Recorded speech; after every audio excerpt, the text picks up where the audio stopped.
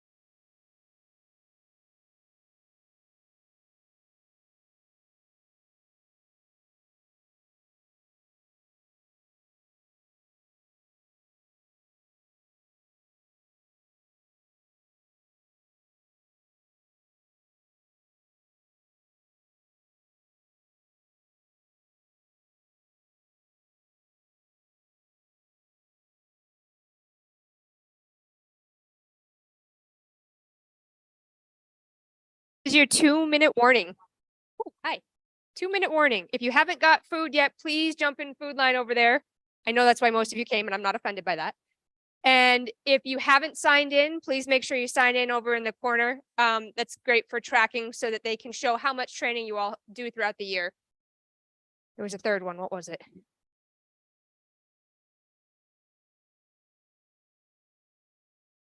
Oh, as we get started, I encourage you to ask questions as we go. Please don't hold them till the end because I don't want them to get lost. So I welcome you. This should be an interactive discussion. All right, we will give you just a couple minutes and then we'll get started.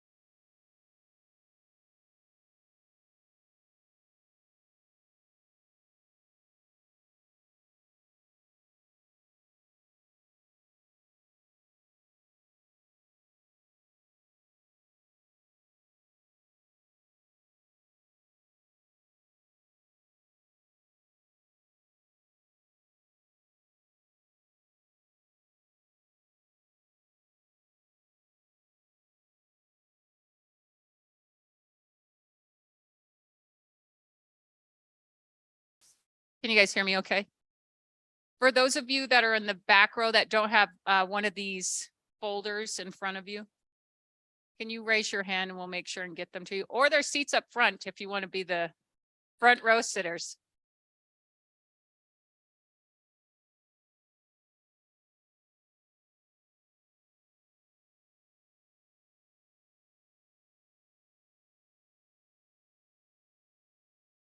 Does anybody want or need a pen? I brought a few pens.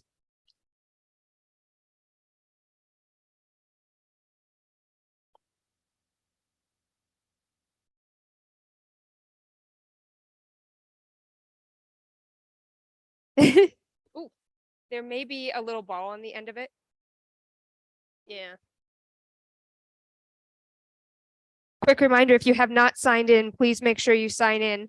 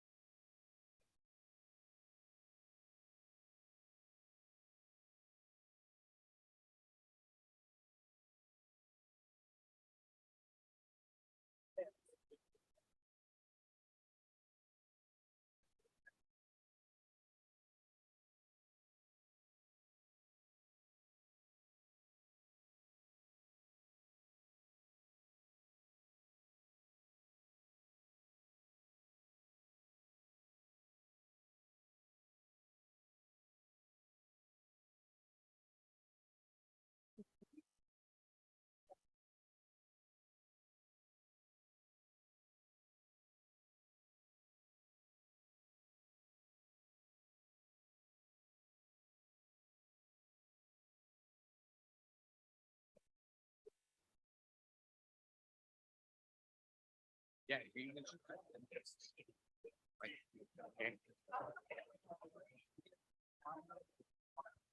All right, are we ready to get started? Because I know you want to hang out here instead of be home with your family tonight, so we'll just drag it out as long as we can, okay? Oh my gosh, if that's how best I get, it's gonna be a long 2 hours. All right, we're gonna turn it over real quick for a quick welcome, and then I will get started and we'll try to move through this as efficiently as we can so we can respect your time tonight. Hi, I'm Tom Rolfe. I'm chairman of the county commission this year. And I just want to thank you all for being here. This is just wonderful. There's a couple things I'd like to have you learn about government while you're here today. Number one, government works best when it's local and the local people getting involved, and you're getting involved, and we really appreciate that. Number two, sunlight is the best disinfectant for problems in government. And just remember, it's important to do what you do in public, be proud of what you do. And then number three, learn from and respect people who disagree with you. And it's amazing how many times in my life I've learned a lot from people that I thought I didn't agree with about at all. And sometimes they even convinced me that they're right. So I encourage you to do that. Thank you for being here. Your participation makes government work, and we really appreciate it. Thank you, sir. So the commissioner taught us what we need to know. We can go home, right? Nothing. I got nothing. Okay, so we are here tonight to talk about board governance, board leadership, right? I have a whole packet of stuff and we can fill up hours and hours of things. But I want to know what you want to learn about. So what are you hoping that we cover tonight?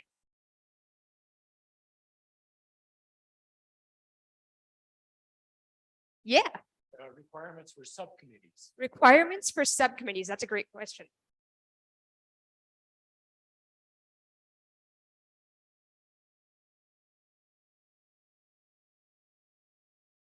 Perfect. What else? Protocol for closed meetings. Ooh, the protocol for closing meetings. Yeah.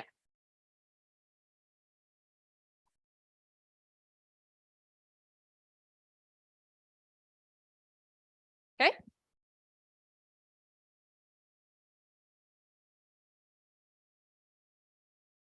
What else?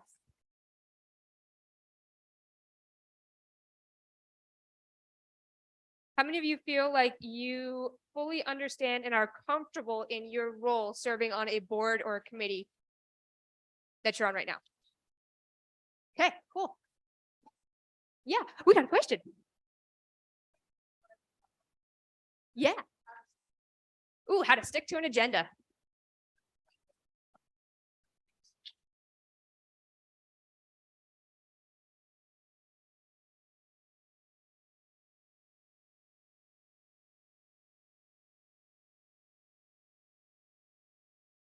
Perfect.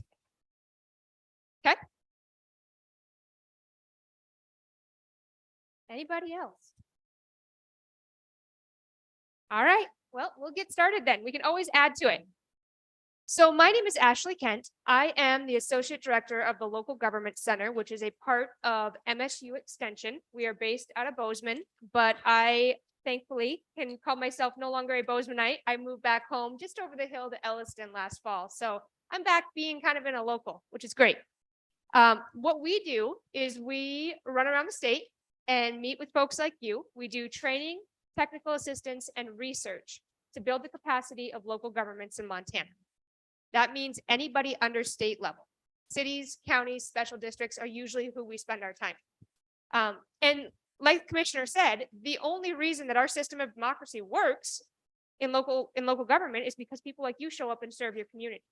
If you weren't here to do your job, your role, the rest of it wouldn't function. So thank you for what you do for your fellow neighbors and friends. Before we jump into the packet, first, does everybody have a packet? Looks like this inside. Yep. Okay. If you don't, raise your hand. Let us know. We'll get you one. Before we jump into the packet, I want to do a little thought experiment, so you can kind of walk me through this. I feel like I'm.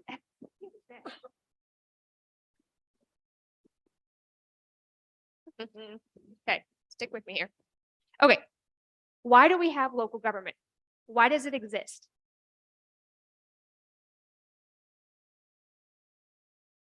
To help fix the problems? Okay, what kind of problems? Everything. There's always something, right? Yeah. Keep us civilized, to have some kind of order and structure. Okay, what else? Yeah. Sure wouldn't want the feds, If we don't do it, somebody's gonna do it, and we don't want them to do it, right? Okay, so can you imagine if you were responsible for paving the road in front of your property that you live in and 50 feet on either side? We don't do central paving. Everybody just figure it out. Your job is to pave your property and 50 feet on either side. Can you imagine what it would be like to drive from here to Butte? Ooh, it would be awful, right? So the reason that we have local government is to do collectively what we can't do individually.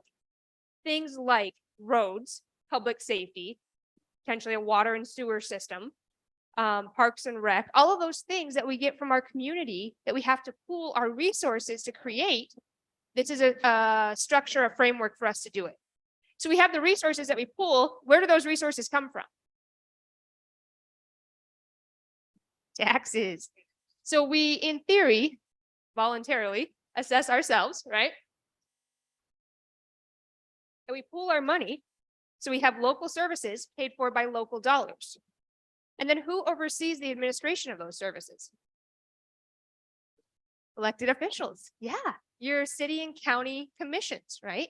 And by extension, to some degree, the work that you do. Now, who has the deciding authority on that?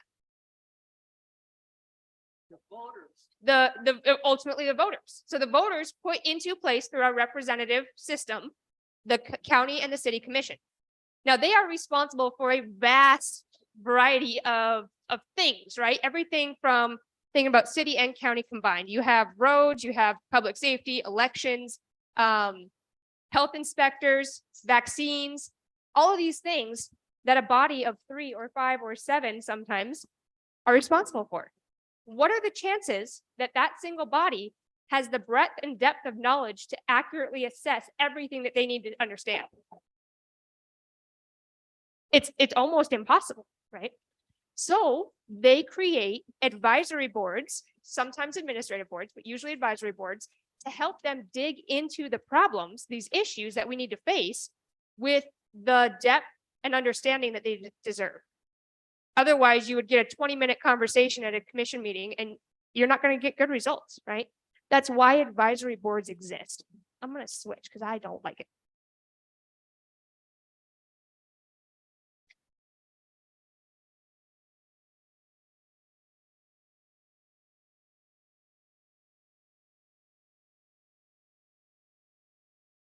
There we go. Okay.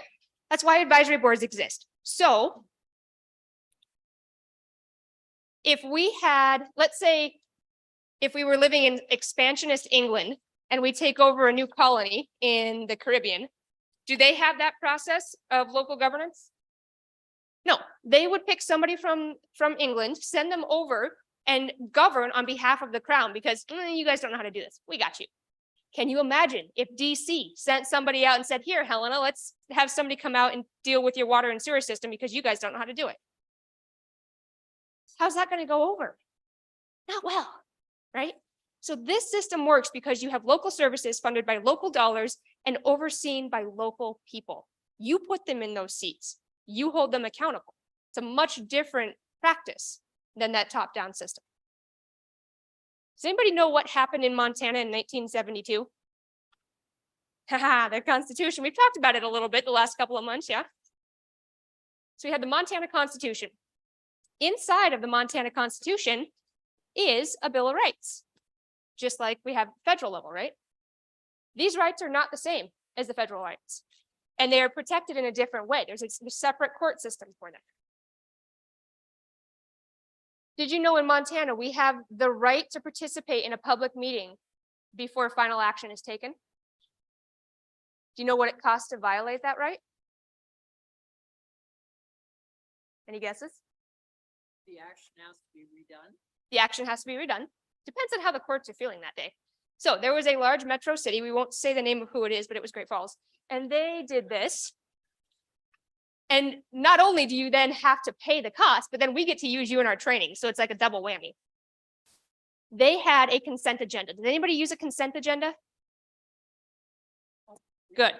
Okay, a couple of you.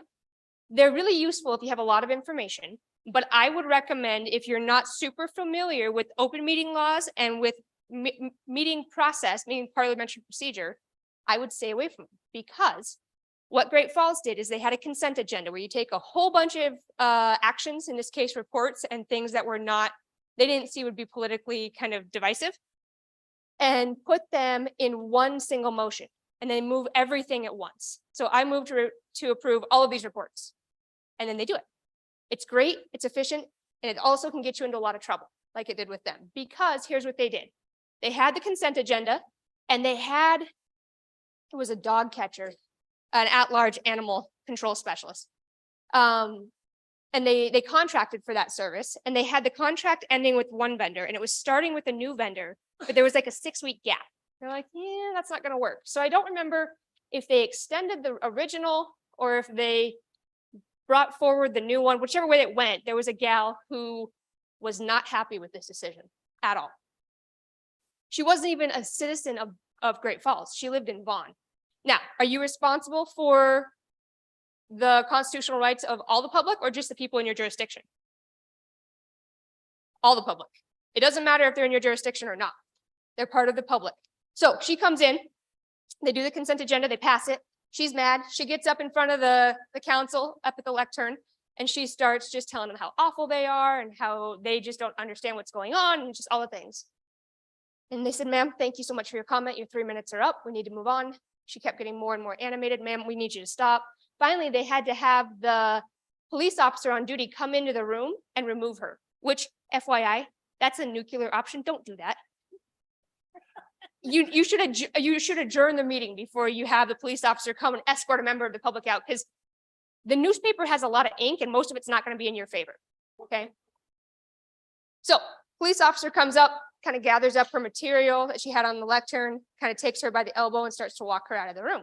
She turns around, knees the police officer in the groin, takes off running out the door. He's laying on the floor, just kind of rolling around. They finally catch up to her and they charge her with disorderly conduct, assaulting a police officer, and evading arrest. So she gets an attorney. The attorney says, tell me what happened. She said, well, they made this motion and I didn't like it. I got up to do my comment. I just got really frustrated and they wouldn't let me say it. She's like, wait. They made the motion before you made the comment?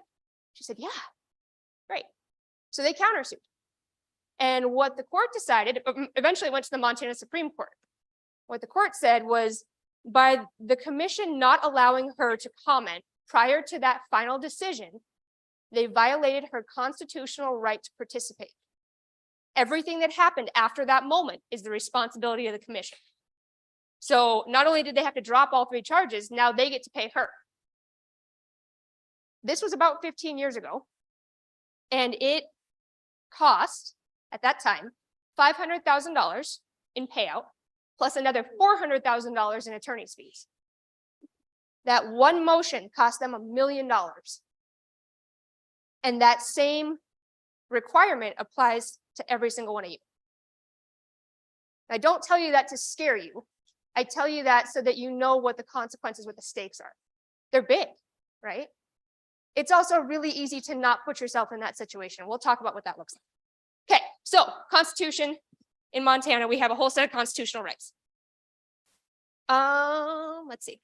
And then this document is not really that big, right? It's big picture visionary, but it's not super specific.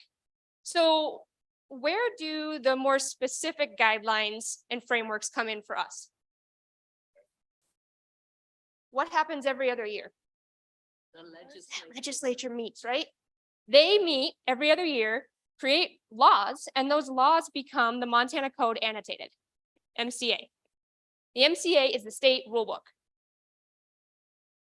believe it or not, that is also not super clear.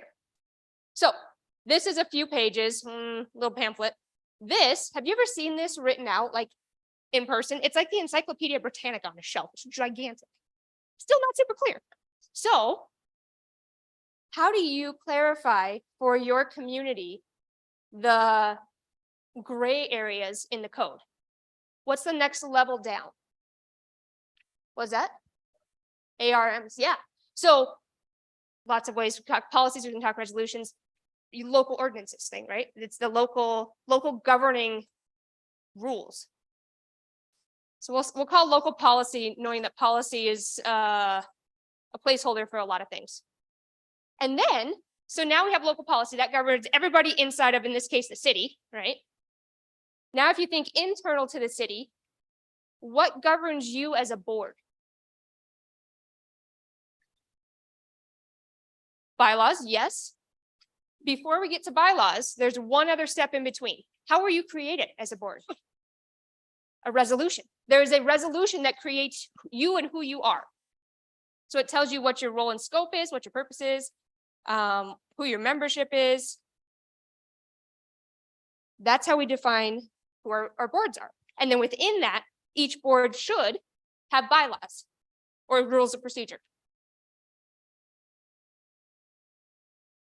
So this is kind of the constitution to action. We go from this very big picture, kind of vague thing, down to we understand what's expected of us in a very real way. Make sense? Okay. We're gonna go through lots of flip chart paper. Danae, I'm out of spots. I had one spot.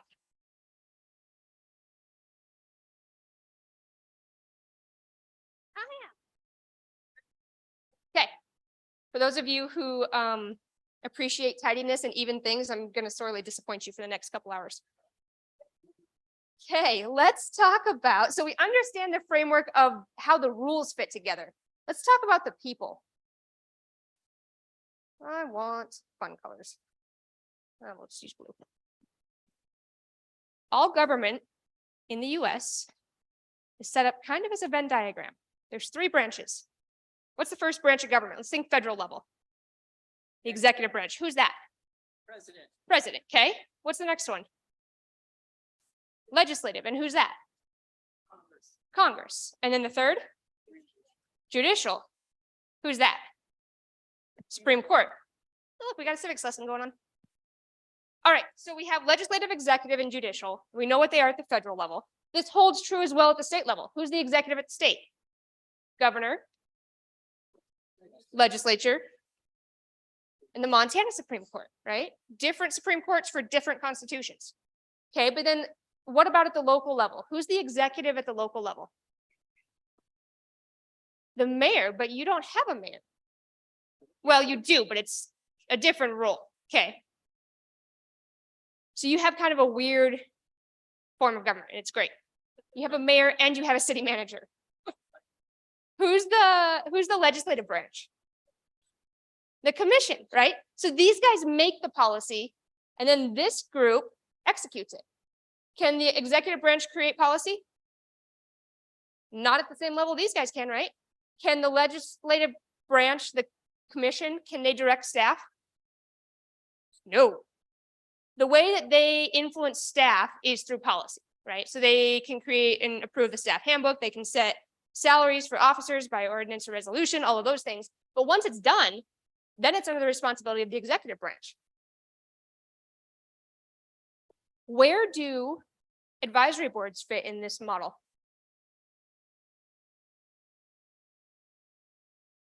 Don't look at me. Legislative branch.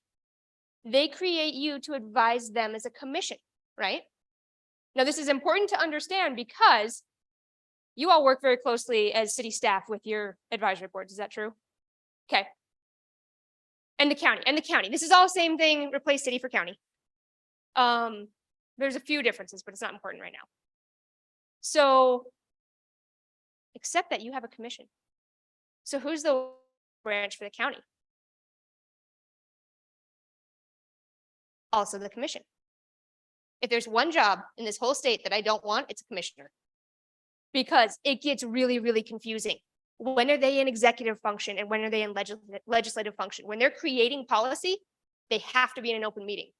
When they're executing policy, they don't have to be in an open meeting, even if all of them are together. The challenge is, when is that right and wrong?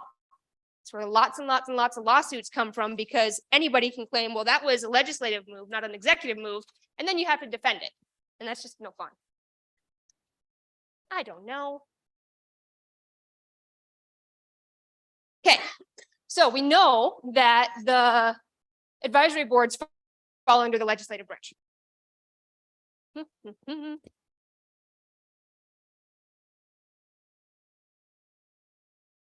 And really, it's most boards. Administrative boards usually fall under here as well. It's just a different. Let me explain the difference. Advisory boards, what authority do you have?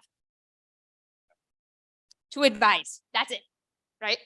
Any other action that you take is not an advisory board action. That gets really scary, because let's say you take an action as a body and it's outside of your course and scope. Now you're personally liable for anything that anybody sues. You as an individual are liable financially and up to jail time if you are acting outside of your course and scope.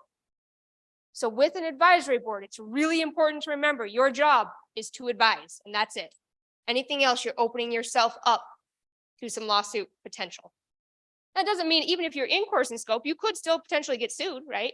But if you're doing the job the way you're supposed to, the city's got, or the county's got you covered. If you're outside of course and scope, they can't cover you. Quick story. There was a mayor in a small town in eastern Montana, and I would tell you which one it is, but I don't remember.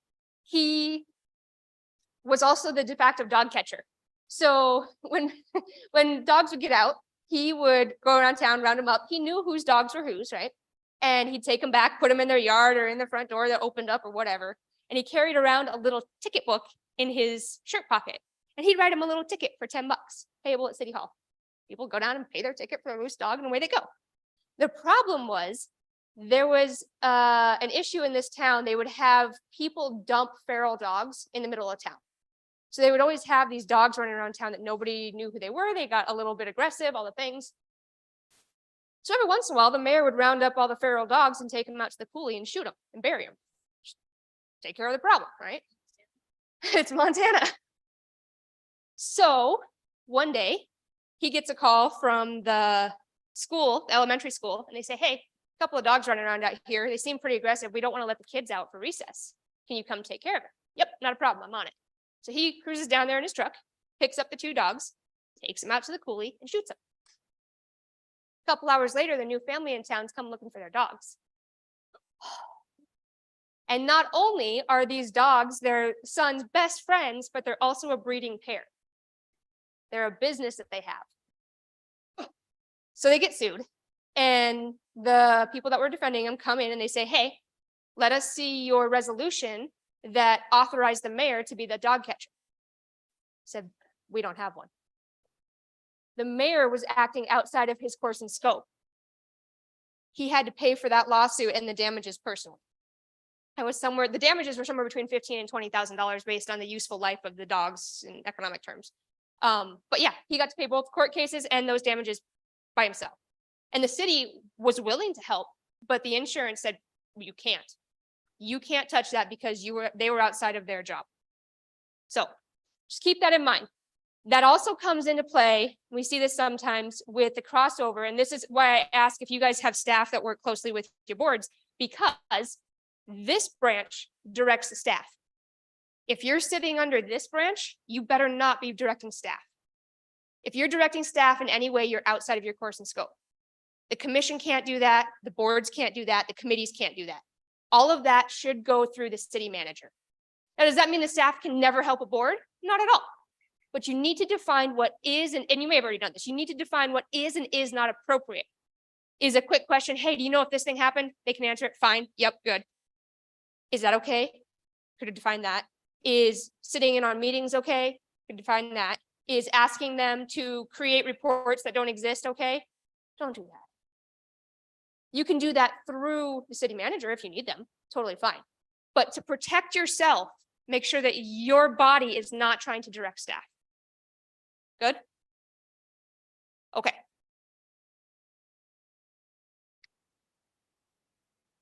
Talked about that. Okay, so let's go ahead and look at your packet. So because we are very creative at the local government center, we have named them the left side and the right side. Go ahead and take a look at the left side. We will turn to page L1 to start with. Up at the very top, you'll see 3 sections highlighted. Those are right out of our Montana Constitution. It is the right to participate. The public, right, not citizens, public has the right to expect governmental agencies to afford such reasonable opportunity for citizen participation in the operation of agencies prior to final decision as may be provided by law. That's the Great Falls story. You have to allow the public to comment, to be involved prior to final action. Okay.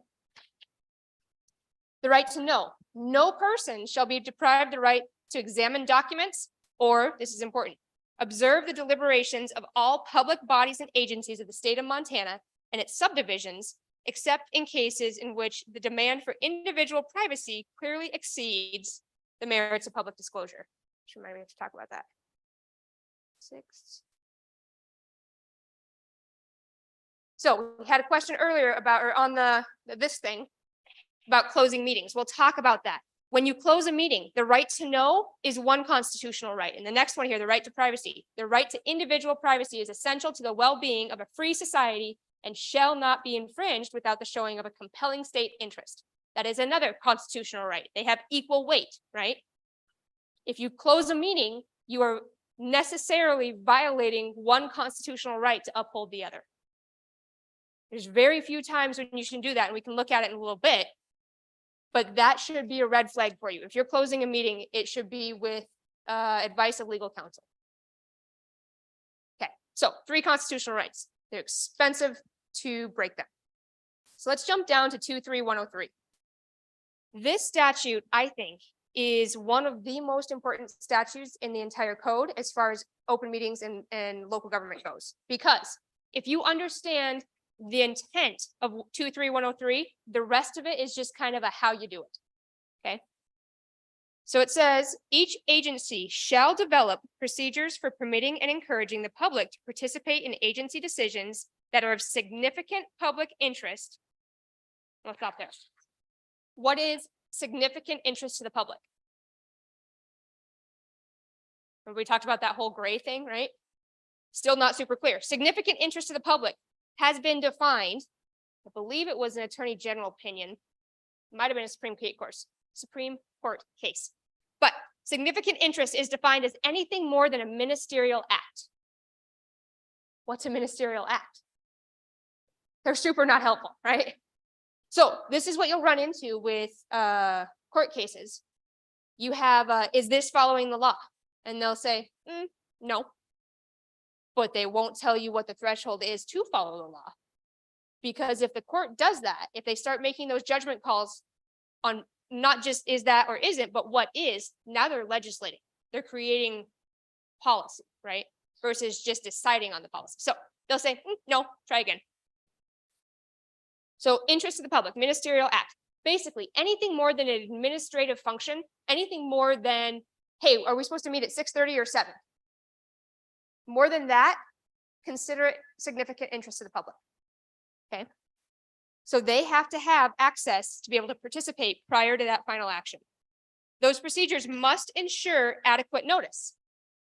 What's adequate notice? Any guesses?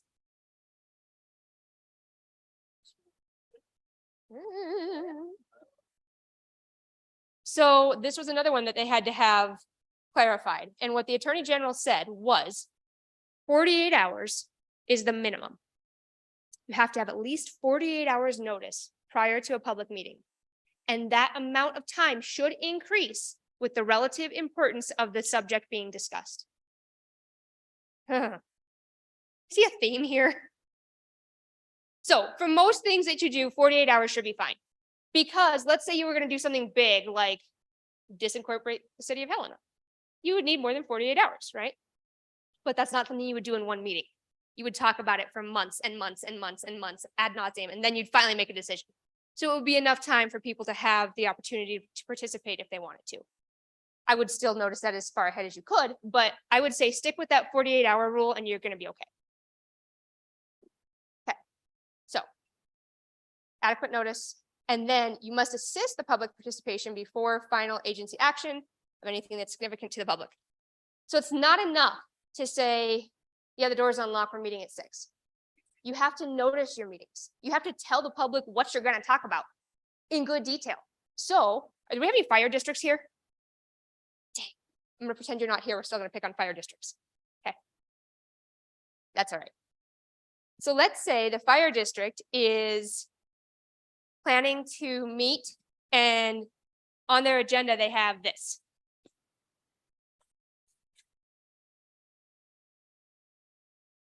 Is that adequate notice?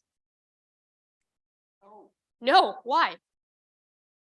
see, What are we doing with what it? are you gonna do with? Are we gonna paint it? Are we gonna buy one? Are we gonna let the kids ride it? Like, what are we doing? Right? Okay, so if it's not that, then consider purchase. Let's say the fire department or the fire district has a chance to buy a 2008 pumper truck for $76,000. Is that a good deal? Okay, we're gonna go with that. It's 76 because I don't want to get to 80 because what's $80,000 mean? Procurement. Ugh. The whole RFP bid process. It's terrible. Okay. So is this adequate notice? Consider the purchase of a 2008 pumper truck for $76,000. Yes. You know what they're thinking about doing. Okay. Now let's say hypothetically that your community in this district heard some rumors online that may or may not be true and now they're all mad. Possible, it could happen, right? So let's say they're all fired up and they show up and they pack the room and they're going to tell you exactly why they think you are not the smartest person on the planet. And they're all against it because what they heard is the district is trying to spend our money so that they can get more money because they just want to be government bureaucrats and do all the things that they want to do because it's going to help their pockets. Hypothetically. Then when you come to that meeting, do you have an orderly, comfortable, calm room in which to conduct your meeting? Not even a little bit. Here's how you structure that agenda to help alleviate some of that tension. What you should do is have somebody who is an expert in the field, in this case, maybe it's the fire chief, come in and do an expert presentation. Don't call it that because then it makes everybody else sound like you think they're dumb, but expert presentation. So they come in and they say, hey, we have this money saved up because we've been planning for a long time because we have a CIP. What's a CIP? Capital Improvement Plan. We've been planning to buy this, right? And we know that this is a really great deal. It's not going to be on the market for long. And all of our citizens in our district are under a fire rating of 9. So their insurance is really, really high. And if we can buy this, put it out at the remote station, it'll drop all of their ratings down to a 7. It'll save them hundreds of dollars a year each on their insurance. That's why we want to do it. That's what he's after, right? So fire chief comes in, gives a whole explanation. Then what you do is have the board have discussion and Q&A time with that presenter.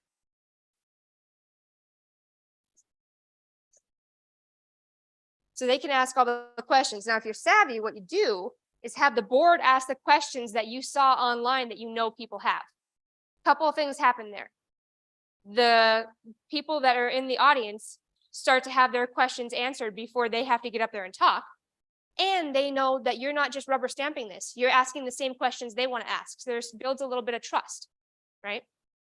So the discussion happens between the board and the presenter. And then they can have discussion amongst themselves as well.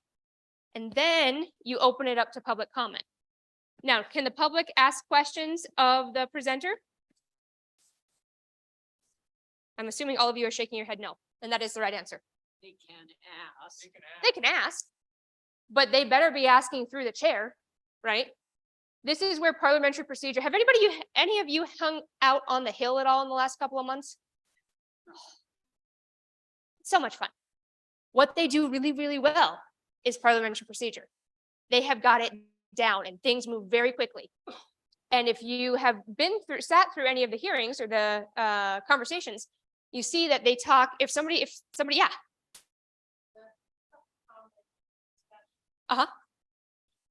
Oh, you're leading me. Hold on. I love where you're going with this. Why? Tell me why.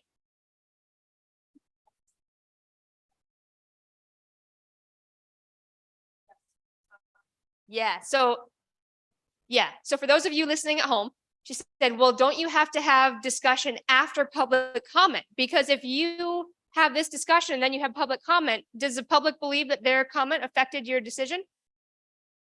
Probably not. It doesn't look good, right? Technically you met the law. They got to make their comment before you made final action, but it's not a good look and you're not building any trust. Where was I at in my story? Ooh, so they can't ask directly of the presenter. They should be, like the legislature, if the board wants to ask a question of the public, it needs to be, Madam Chair, member of the public, question. And then the member of the public responds back, Madam Chair, representative, or board member, whoever. It's a very controlled discussion, because what it avoids then is that member of the public attacking directly one of those board members or that expert presenter and just putting them into an interrogation mode. That's not okay. So you have these guys that can ask questions. This public comment needs to be very clear and well managed by that chair, saying you are welcome to have your public comment. You can ask questions. There is no obligation to respond to those questions. And we will not get into a debate here in real time. So they ask their questions, and then you do more board discussion. You close public comment, you do more discussion, because then they know that you are taking into consideration their comments before you make your decision. Then you can have your vote, your final action. I am a big fan of voting with reason. What does that mean? Yeah. So that's here. Well, it depends. It depends. If you're following proper Robert's rules, you could do it up here, right? And now this is the main motion on the floor.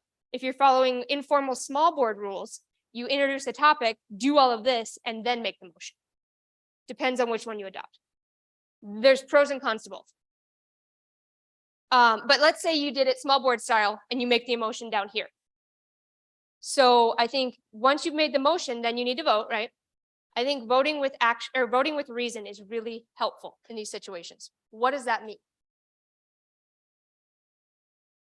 You've heard both sides. So I would say, hey, I'm on the board. What I just heard is that $76,000 is a lot of money, and we have a lot of concerns out there that this is the best way to spend it. I understand that our citizens here in the room are concerned about where their money is going. I absolutely agree. I also heard that this could reduce our fire rating and save everybody a bunch of money, and we already have it budgeted, so it's not going to increase our assessments. For those reasons, I'm going to go ahead and vote in favor. So you give a little bit of explanation about what you're thinking, and if you can, incorporate what you heard in the public comment.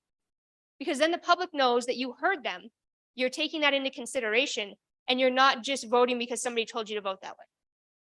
Does that make sense? It really helps draw down that assumption that what you're doing is trying to create a hardship for them, that you're trying to make their lives miserable. Here's why I'm doing this. There's also a whole bunch of brain science that goes into, if you give a complex statement, they can only comprehend that complex statement when they're in a neutral logical state. They have to come out of that emotional reactive state to do that. So different workshop for a different day. Okay, so that gets us back to 103.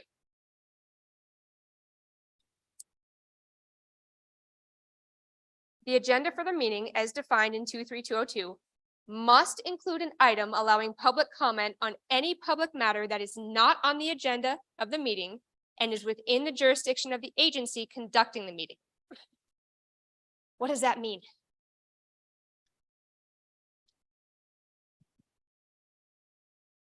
So on your agendas for your meetings, and in this case, jurisdiction also means advisory authority. On your meetings, how do you open? Yeah. Uh-huh. Well, that's a great question.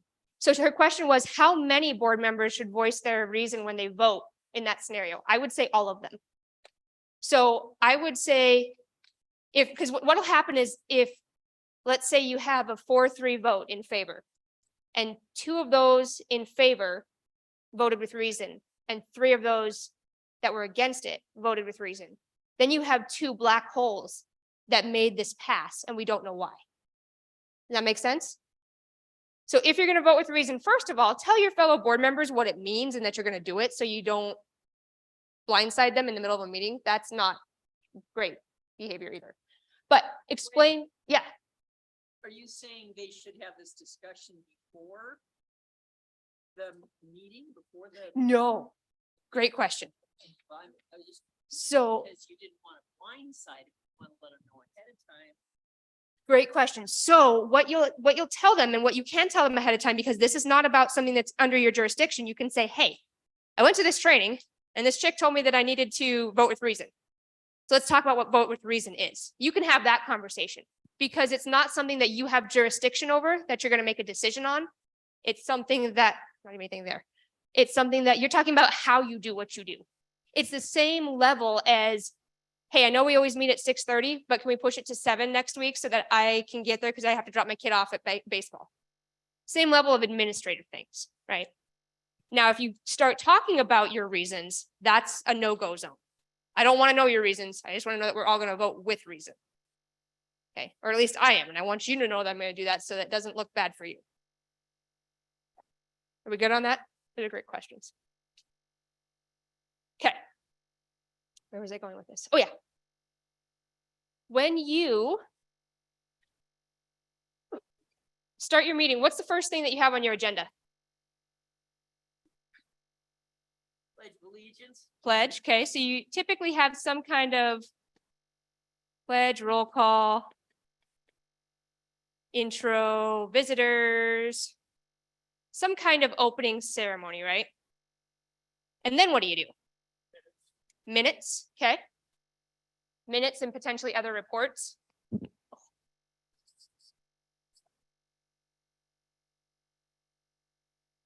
And then what? Treasurer's report, okay, so we'll stick that in there. Old business, okay. Here's a fun fact. If you have not read the Robert's Rules of Order 12th edition, which is a fun 700 pages of reading, twice. If you call it old business, that opens it up so anybody on the body can bring up anything you've ever made a decision on. If you call it unfinished business, it's only the things that are pending. Interesting. Okay.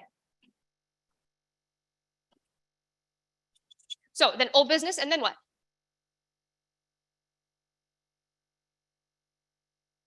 Anybody have new business? Okay.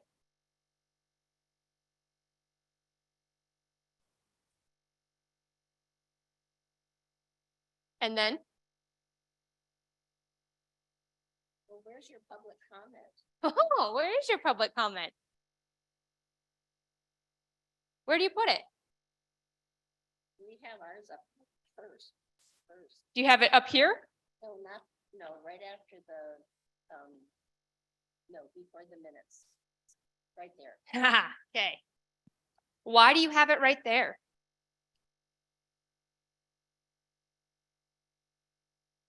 I don't know, because somebody told me to put it there. Make sure that they have a chance to say what they want to say. Because if you use the consent agenda like Great Falls did, this is where that thing would happen with the dog thing, right? If you open your meeting and then do public comment of anything on the agenda, that's one of those things that covers your butt, right? Because now it doesn't matter what happens the rest of the agenda, they had an opportunity to comment before any action was taken, including this one. I like seeing it up here. Does that mean you can't also have public comment here with the agenda item? No, I would have it in both places. So you say, hey, we're opening the meeting, public comment for anything on the agenda. Want to let the public know that we will also provide public comment period before action items 1 in old business and 1, 2, and 3 in new business. But if you feel compelled to have a public comment right now, you're welcome to do that. Okay. How many of you have more than 4 people show up at your meetings regularly? Couple. Okay, cool. That's great. Usually in the small towns, I get nobody that raises their hand and they ask, well, how do you get people to come to your meetings? And I say, you put chickens on the agenda and everybody will show up. Just part of the thing. Everybody loves chickens or hates chickens, either way. Great Falls, or not Great Falls, Glasgow just went through this last fall. Was it last fall? What time of year is it? Yeah. They were passionate about their chicken debate for about 6 months. They would be in the gym and the whole town was in there debating chickens. They made signs that said, is it cluck? Is it cluck yes? I think it's peck yes and cluck no. Peck yes and cluck no, chickens in Glasgow.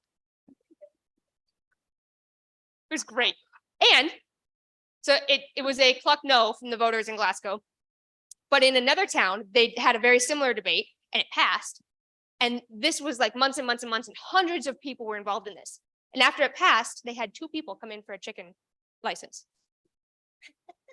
And they're like, you guys just fought for months about this. What is the deal? I said, I don't want chickens. I never wanted chickens, but I want you to have the option to have chickens. That's what good, healthy democracy looks like. The people in the room, when we say that's healthy democracy, look at us like we're crazy. But that's what it should be, right? The people coming together and having a voice on something. Now, there's very few things that the entire community will come together and debate in real time. That's why we have a representative system, because they're trusting you to have that conversation on their behalf so they can go do other things, right? Okay, back to our public comment. So public comment up here, we could have public comment at each one. And then we have this little thing in this statute that says we have to have public comment of anything not on the agenda, but under the jurisdiction. And again, that includes advisory power.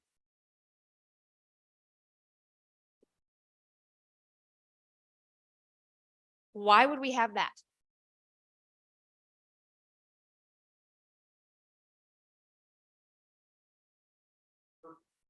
Yeah, so if it's on the agenda, they do it up here, right? What's this giving them an opportunity to do? Participate, yeah. Then they can tell you what they'd like to see on your next. Haha. So they're telling you, this is what we would like you to focus on, right?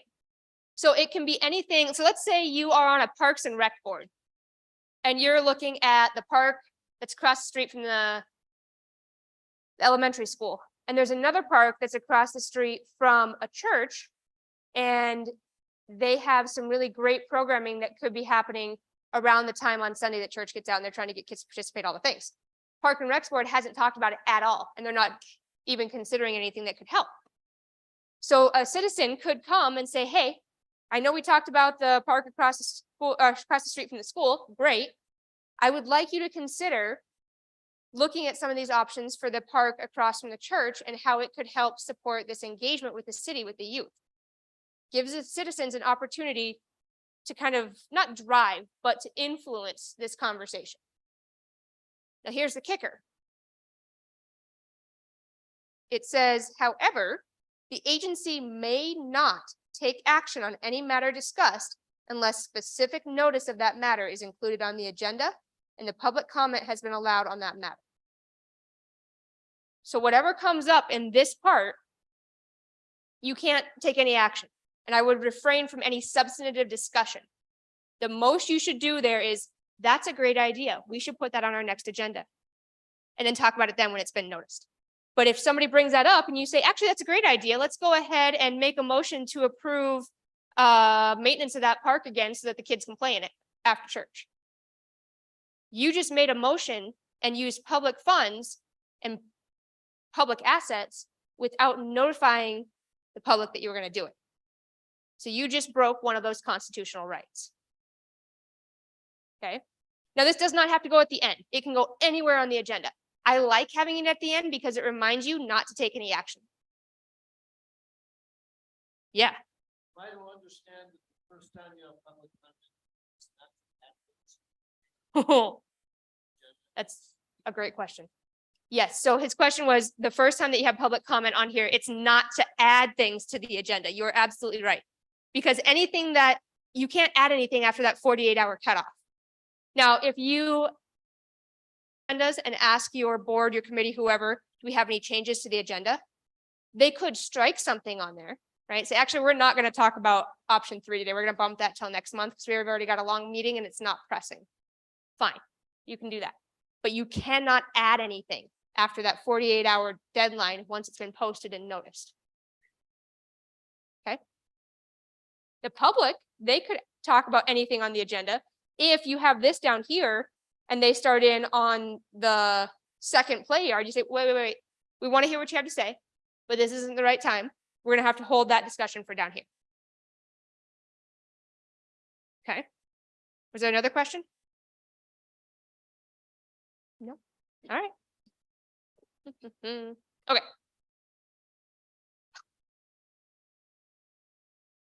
Not on the agenda. Public comment received at a meeting must be incorporated into the official minutes of the meeting as provided by 23212. Interesting. Do you have to have a sign-in sheet for the public when they come into your meeting? No. We've traditionally done that in Montana, but there is nowhere in statute that requires that.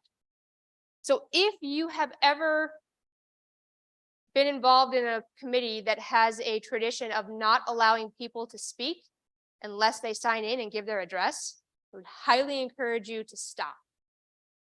Because you are opening yourself up to litigation risk.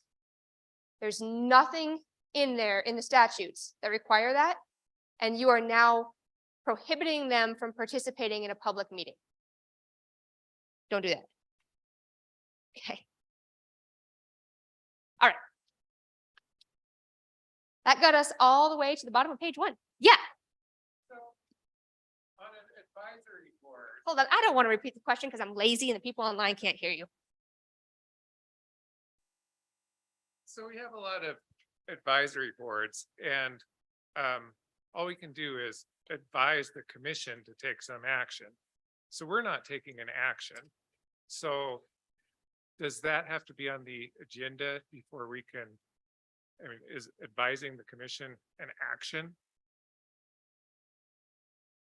So this is a really interesting question that we have wrestled with. And my very safe answer is ask your city attorney or county attorney, because it's not technically the final action, right? But that doesn't mean that somebody couldn't sue you for a judge to have to tell you that, which is going to cost you more resources, right? And depending on what it is, they may say this is significant enough that that should have been allowed before you made any action. Because now you're taking a step forward and not allowing them to participate. So it's a tricky line between, what the statute says, which is final action, and what the constitutional right is, which is public participation. Does that make sense? So we've debated back and forth in our office about what does that actually mean? Now, that's following the letter of the law. If you follow the intent and the spirit of the law, it's very much transparency and openness. Montana has the strongest sunshine laws in the country. Oh, thanks. Strongest sunshine laws in the country. We want everything to be transparent. My question is as an advisory board and we are going to advise the commission to do something, how do we inform the commission of that advice? That's a great question. Do you have a policy locally about the one body sending a request to the governing body?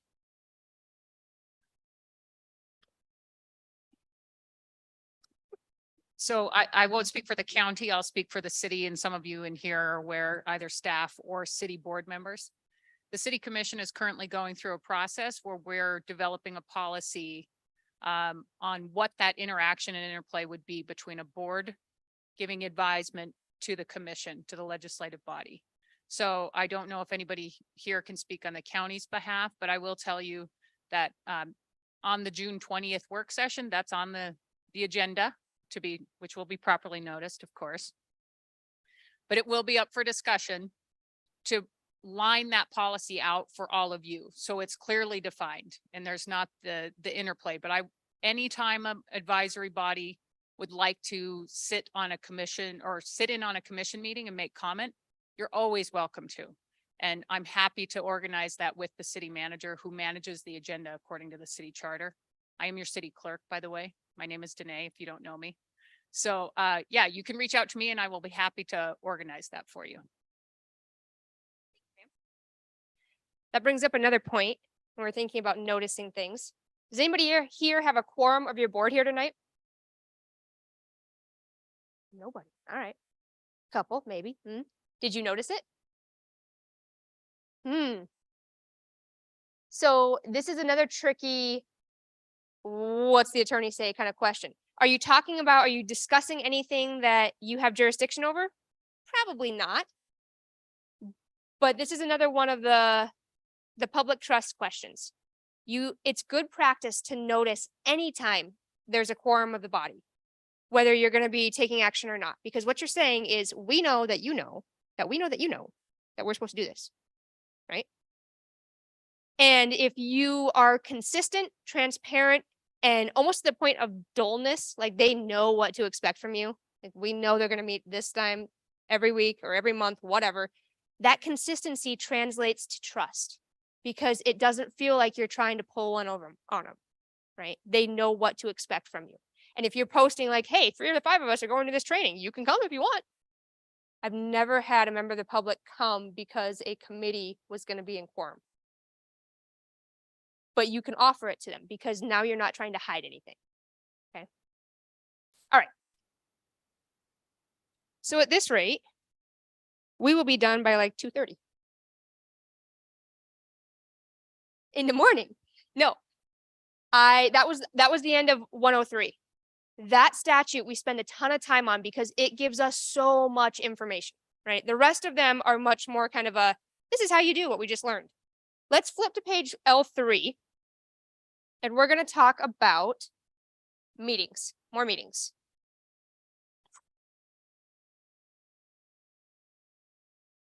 We're just going to keep stacking them. Oh, question. Do we have any questions online? Oh, online people, do you have any questions? Oh, I don't love, oh, hi. Does the public have to provide their name if they're providing public comment? They don't have to.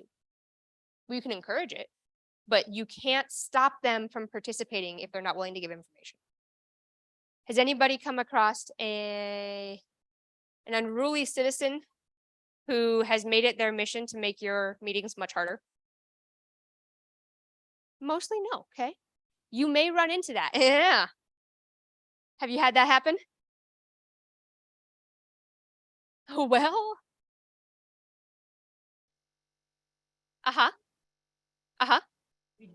There is a gentleman who shows up at our meeting.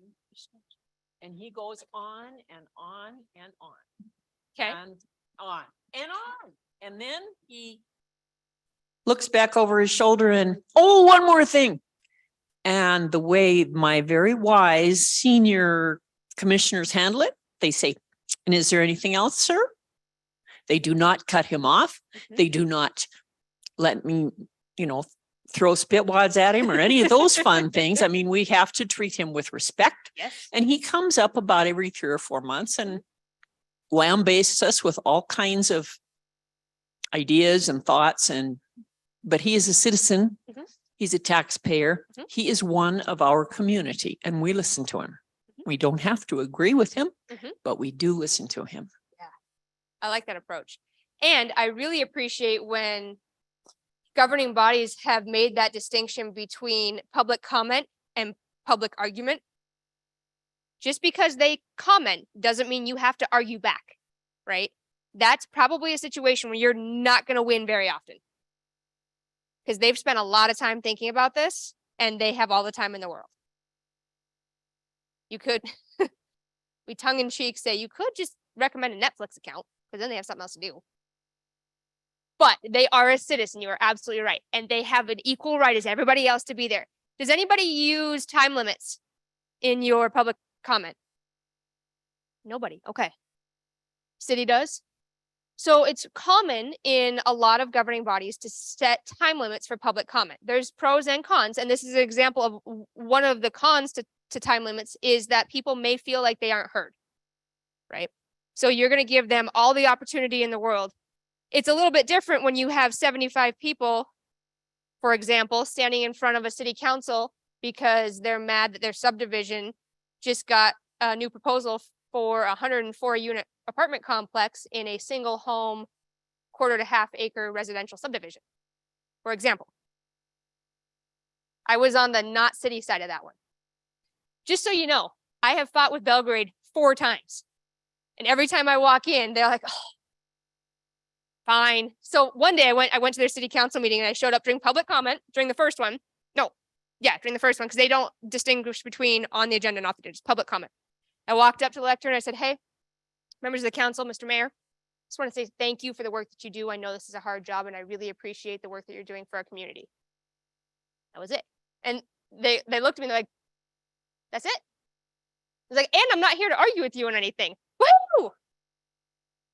Okay, so we packed the house about this whole developer thing, and they do have a limit on public comment. I think it's 3 minutes a person. We've got 75 people. We're gonna be here for a bit, right? So we tried to make a deal with them and we said, hey, could we give our time to one person and take 20 minutes to do public comment that represents all of us? And the mayor very wisely, I was so impressed with this. He said, that's not my right to give up. That's yours. I'm not going to make that decision for you. If you all decide you want to do that, we're okay with it. And so then he had, because we were all in Belgrade Panther green, because we were showing our support for the city, right? He said, all of you in the room who are here for this topic, are you willing to give up your 3 minutes so that this gentleman can talk on your behalf? And all of us raised our hand, and then they let it go forward. But what he did that was so astute is he didn't try to manage our constitutional rights for us. He said, you guys figure that out.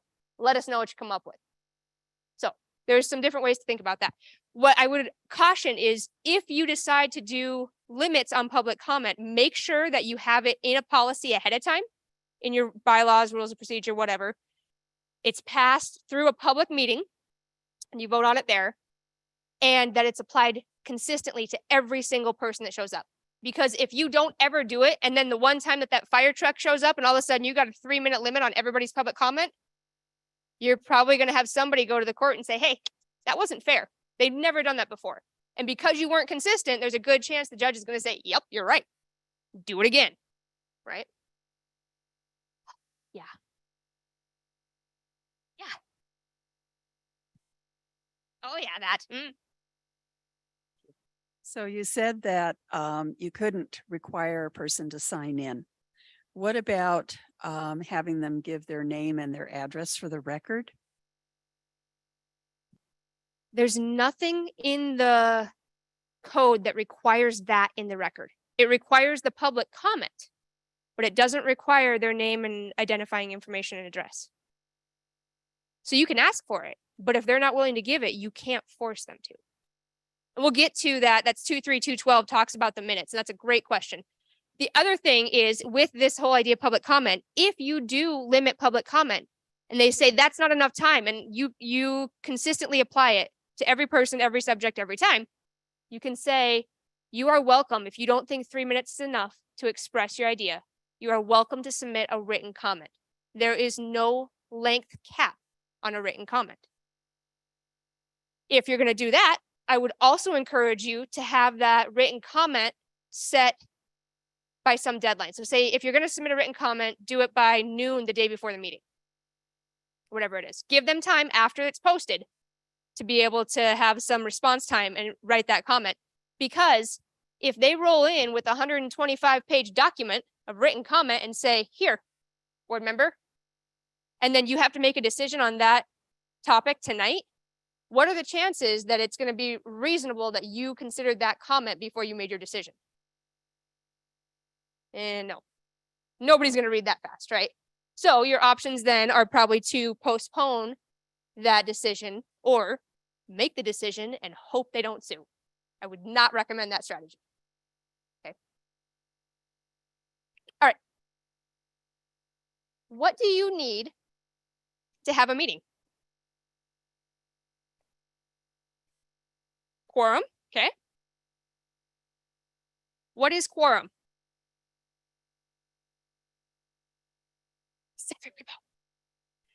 Majority, it's 50% plus one, right? So if you have a 5-member board, it's 3. If you have a 6-member board, it's 4. Okay. Quorum, and I heard somebody else say notice. Yes. What do you use to provide notice?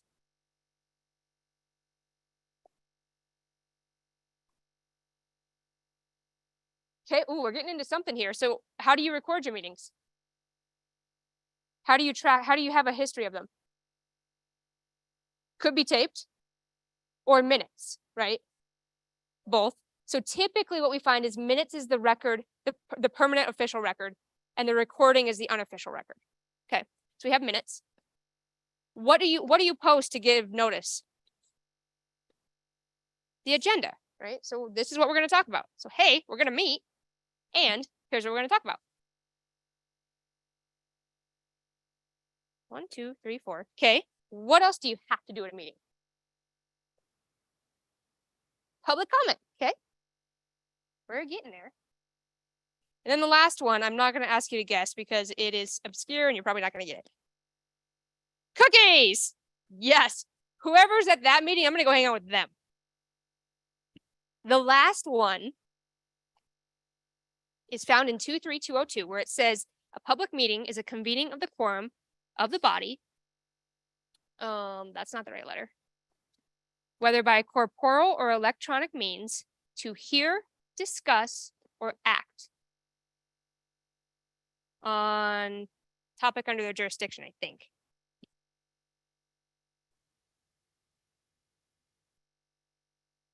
So that's a really, really important conjunction. Why? Anybody else get some Schoolhouse Rock going on? Conjunction, junction, what's your function? Just me? I got one right. Okay, why is that an important conjunction? Hear, discuss, or act. Any one of the three. There was a whole court case about Oxford commas back east that told us that there should be a comma after the second thing in a third or list of 3. I digress. Or means if you are on a 5-person board and 3 of you are sitting together at your kid's soccer game, you have a quorum. Does that mean you have a meeting? Not necessarily. If the 3 of you are sitting there at your kid's soccer game together and a member of the public comes up and says, hey, park board members, I'd like to talk to you about that park that's down on Elm Street. Now do you have a meeting? Yep. Because now you're hearing something that's under your jurisdiction. You don't have to act on it. You don't even have to talk about it. As long as a quorum is together and you hear it, you have a meeting.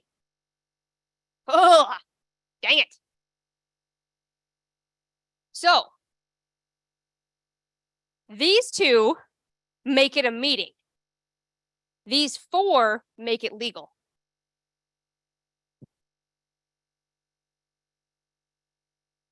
Good? Yeah. All right.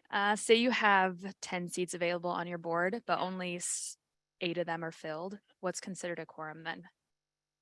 So if you have 10 seats, 8 are filled, your quorum threshold would be 5, right? Yes, it's still the same. No, yes, it's 5 because quorum counts based on the number of seats currently filled, not the number of seats existing. So you don't have a higher bar to meet to reach quorum because you have a vacancy. So it adjusts in real time. And your vacancy should be filled within 30 days. Has anybody had a vacancy for like 4 years? Yeah. So the code says it should be 30 days. The only way to really hold you accountable on that is whether if the governing body says, hey, do it now or we appoint somebody, and or which could already be the way they do it, or somebody sues. Yeah. I was called out once for having a house party for new members of a committee. And I was told it was illegal because there's a quorum there. If business is not discussed, is it a quorum? It could. So here's the thing, is that it's a matter of public trust. Do they trust that you're not going to talk business? We can't prove that you didn't. So much like did you post to come here? It would be, hey, a quorum of this board is meeting at this time, not related to, or is going to be together, not related to our topics of jurisdiction or topics of authority. We're doing it as a welcome or whatever it be. The kicker is you should probably invite the public. So do you want all of your 60,000 closest friends hanging out at your house? Not too much. Well, we didn't notice it either. Right. There, I said, my house. My house, yeah. So what they're saying is you as a body, 23202, a quorum of the body by corporeal means in that case is together. We can't prove that you aren't hearing, discussing, or acting about something. So unless you can prove that you're not, you need to be open. I know. That's the first time somebody stuck their tongue out at me. That's great. Not the answer you want. It's the answer I'm going to give you to protect you. Yeah. Oh, she's on it. Betsy's like, holy cow, guys, hold on. So how do you shut down a situation where a member of the public comes while you're at your kid's soccer game and there just happens to be 3 out of the 5 of you? Yeah, that's a great question. First of all, the 3 of the 5 of you should find somewhere else to sit. If you're all standing there, let's say you go to concessions and they're just trying, what you say is, we are really interested and glad that you're willing to talk to us. We can't have that discussion outside of an open meeting. Please come to our next meeting and share that during public comment. That's how you just, boom. And if they keep talking, then separate. One of you is probably going to get stuck having the conversation, but at least you're not breaking open meeting laws to do it. Okay. What if 3 of the 5 of you, right? 1 goes away. So now you have 2 of the 5 hanging out at the concession stand, talking to the member of the public who's insistent that we have this conversation right now. Fine. Are you in open meeting now? Nope. What if then of those 2 board members, after that conversation's done, one of those board members goes to the 3rd board member that was there and debriefs them and tells them what happened and then gives them their opinion about it. This is what we call a chain meeting. So what's happening is you are having discussion outside of the public's view. Not all together, but a majority of the board has now had a chance to deliberate without the public being involved. Try to avoid that at all costs. If it inadvertently happens, disclose it at the next meeting and share everything about it that you can remember. But try to avoid that. Are you all hanging out on boards with your best friends? Yes? Another piece to this 23202. How are we doing online? Yes.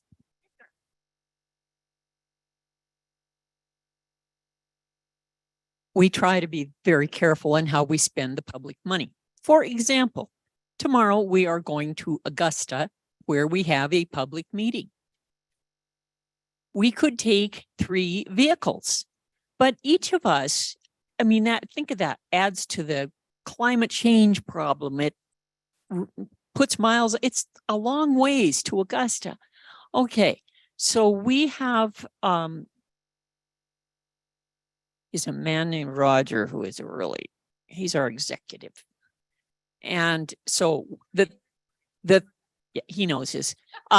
The 3 county commissioners have been known to ride in the same vehicle. Roger rides with us and we talk about the weather, the coyotes, the lambs, whatever we happen to see. And if we sort of drift on, what do you think about that zoning issue? Roger cracks his whip and said, nope, change the subject. But we are still all riding.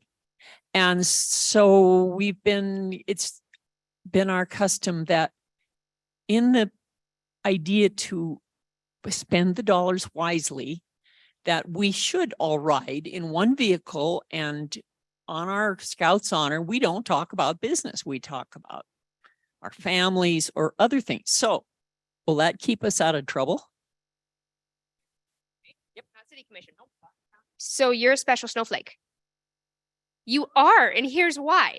Because the commission operates, you have not adopted a commission manager form of government, right? You are a commission form and you have a CAO.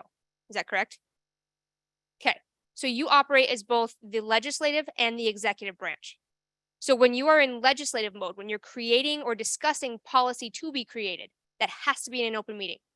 When you're in executive mode, all of you can be together, but you're executing policy that's already been decided. So that's not subject to an open meeting. No. Everybody else that's not a special snowflake, don't do that.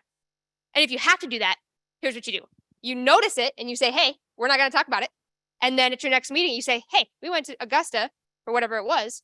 And at the car ride, we talked about these things. You don't have to tell them, like, talked about my 12-year-old kid and she went on this trip and it was great. We talked about her family. We talked about the weather. We talked about how gorgeous the Dearborn is right now. If you haven't been up there this week, it is pretty. But we did not talk about anything under our jurisdiction. So you just give them a reassurance. Just, that's the best we got. But try to avoid those situations if you can. Okay. The other thing about 23202, it says a meeting of a quorum of the body, whether by corporal or electronic means. What's electronic means? Yes. Phone calls, emails, Zoom, text messages, all of it. If your body is together in any of those ways, that is establishing a quorum. So if anybody's sending emails out back and forth, that's quorum. And you are necessarily breaking open meeting laws because the public has no way to observe that. Okay, here's what you do. Because you can send out, the packet before the meeting so people have a chance to look at it, right? When you do send that out, or whoever does, BCC everybody. If you BCC, it's blind copy, right? So if you accidentally reply all to a BCC, you are only replying to the person who sent it to you. So you can't accidentally create a reply all meeting. If it's CC'd and you reply back, let's say you have a clerk of the commission, she sends it out to the commission, they all get the packet, they could give her their opinion on it, right? I don't know, that's not probably good practice, but they could, right? Say, hey, Danae, I can't believe this came up. I really don't want to talk about it. I think this is a terrible policy, da-da-da-da. She says, sorry, right? They, one-on-one, one of them could have that conversation with her over email and it's not a problem because she's not part of the commission. She doesn't count in the quorum makeup. But if they accidentally replied all and said that to her, now everybody else on the commission knows where that person sits, right? So if you BCC, they have to reply all, they have to individually put every name back in. It will reduce that accidental meeting by a lot. How much power does a board member have or a commission member have on their own? None. You have no authority as an individual. You are a private citizen. The only time you have power and authority is as a quorum of the body. That's when you make decisions. That's when you can make recommendations or pass resolutions or whatever it is that your body is authorized to do. But as an individual, you have no authority. Keep that in mind also when we go back to that idea of interacting with staff. We run into this a lot. And I'm not saying you guys do this. We run into this a lot with the small towns because everybody knows everybody, right? In fact, I was talking to a mayor of a small town last week who had an employee who was complaining about her supervisor to one of the council members. That's a big red flag because it messes with the dispute process if there ever was a dispute in the hiring or firing process, whatever it may be. They didn't know that because it wasn't ever considered because she wasn't part of the quorum when they had the conversation. And then we talked about it and said, well, if that ever comes to grievance and it comes back to the city, the first stop is the council. And if she's been involved in listening to these conversations, she can't be a part of that because she's not objective. They were like, oh, okay. We knew it was not okay, but we didn't know why. Now we know why, which is fine. You know, it's an honest mistake, but keep in mind that as an individual, you don't have any power, but you still have the responsibility to act in that public role. Make sense?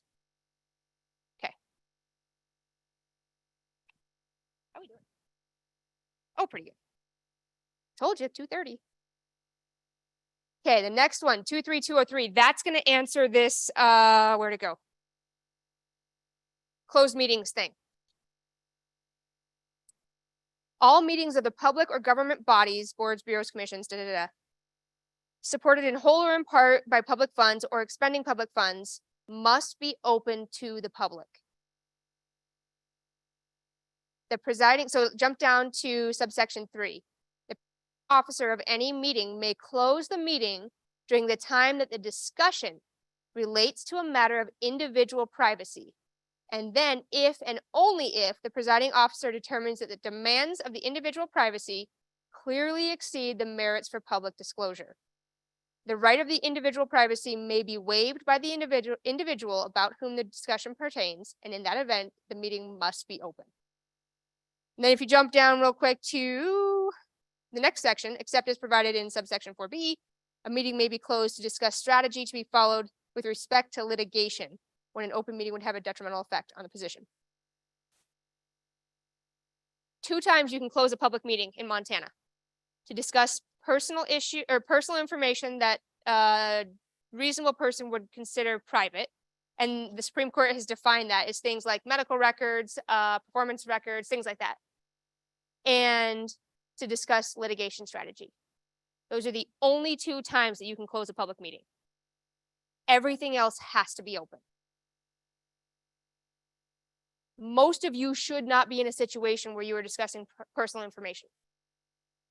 And if you're doing litigation strategy, it's probably moved up away from you, hopefully, at least part of it. So if you have any closed meetings, the first thing you should do is check with legal counsel. Probably if you're at the city, talk to Danae. She can send you in the right direction. Figure out if you should close it first, because what you're doing is balancing the individual right to privacy and the public's right to know. 2 constitutional rights. And you're going to break one of them. Breaking them can be really bad, right? Not just money-wise, but it's also bad in general. Now, if you have to choose, let's say you are in a situation where you do have direct employees of your body. Again, that should be rare because you're under the legislative branch. Anyway, if you do have that situation and you have to choose, choosing the right to privacy is safer. Because if you choose the right to know and you have that open meeting and that discussion happens and that person says, no, I wanted my right to privacy protected, you can't unring that bell. You can't say, oh, just kidding. Actually, forget everything we talked about because we weren't supposed to share that. But if you protect the right to privacy and it turns out it should have been open to the public, you can release the minutes. They're separate minutes kept in a separate place. There's a whole thing to it. That makes sense? By and large, if you're not on the commission, the city or the county commission, there's very few times you should ever close a meeting. It might be an uncomfortable conversation, but you need to have it in the open. Should you always vote? Unless you have a conflict of interest as defined by law, which is usually a financial conflict of interest, you need to vote. You have a duty to vote. That's your job in that role. Can you vote by proxy? If you're not going to be at a meeting and we want to get this thing passed, just go ahead and vote yes for me. Can you do that? No. Why?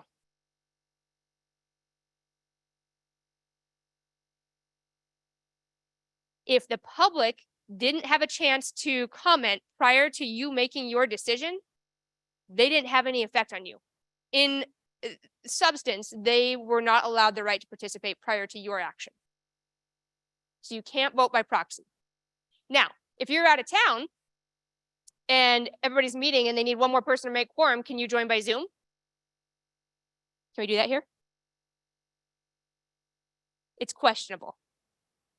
So this is another one of those things where if there's state statute that says you could, but if you have a local policy that says you can't, then you can't, right? So if the commission says, nope, can't do that, then we're in person only. That's fine. You can't go the other way where state statute said in person only, the commission could say, no, we can do it online. So you can't give yourself permission to break the law. Just like you can't give yourself permission to have notice less than 48 hours.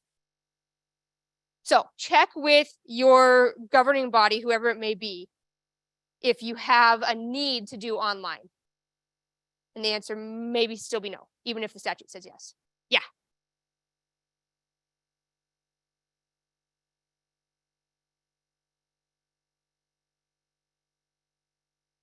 Zoom. Yeah. And I know the city commission occasionally has members who are also joining by Zoom when it's an in-person meeting. Hi, Mark. So again, this is just speaking for the city side. So we don't currently have an adopted policy that says this is the exact rules for our participation through electronic means. Again, that's going to be part of this policy discussion that happens next month.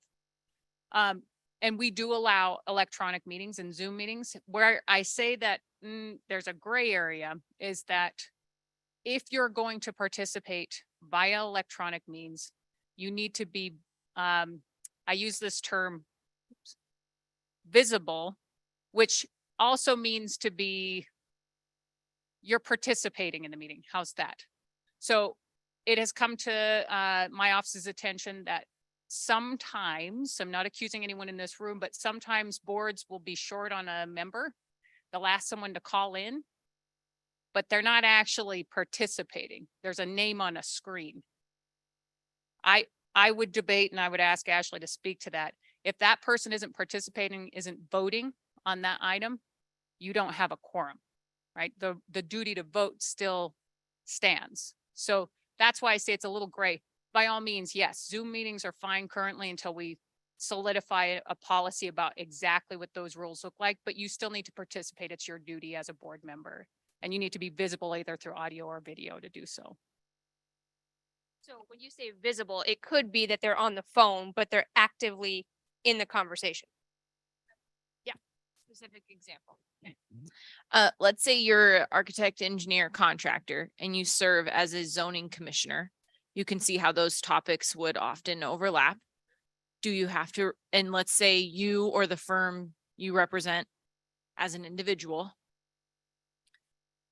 is involved in the application that is being discussed and noticed and included in the agenda, do you have to remove yourself from voting?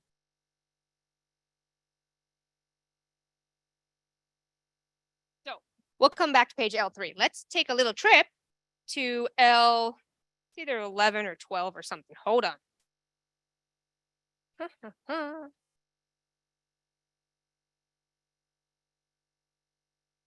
Here's one of them that kind of explains. So 22105, a public officer or an employee may not acquire an interest in any business or undertaking that the officer or employee has reason to believe may directly and substantially be affected to its economic benefit by official action to be taken by the office or employee's agency. So if your company that you are directly involved in is bidding on something, I would recuse yourself from that vote, saying, this is something that I have a stake in. Now, there is some debate, and this would be a good question for the attorney. If you are an employee and not an owner or a principal, that could be a gray area. So I would get clarification on that. It's the code of ethics is clear that if you are an owner of that business, you shouldn't have a vote. If you're an employee, it's a little more squishy. Sure. If you recuse. No. So she said, if you recuse yourself, does it change the quorum? You are still there and present, but you are recusing yourself due to a conflict of interest. So you're still in the room. It's good practice to not have that person that has a conflict of interest be the make or break on the quorum. But it's not always possible, right?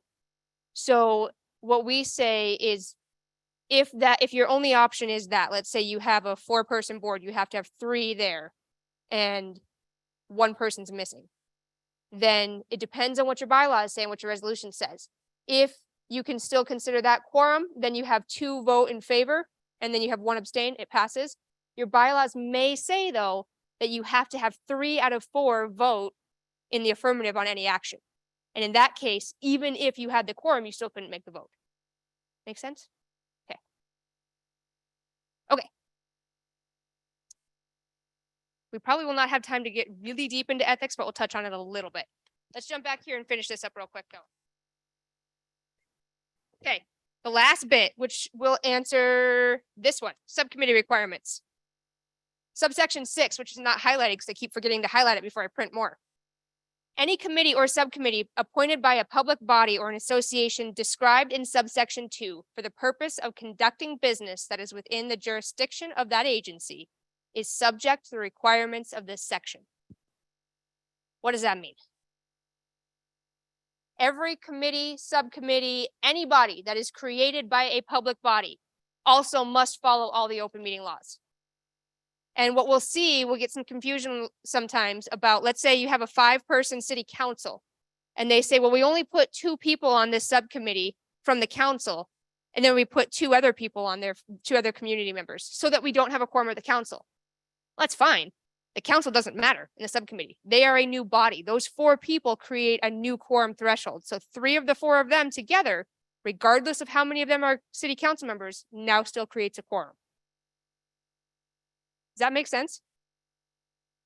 This gets, yeah, technical term.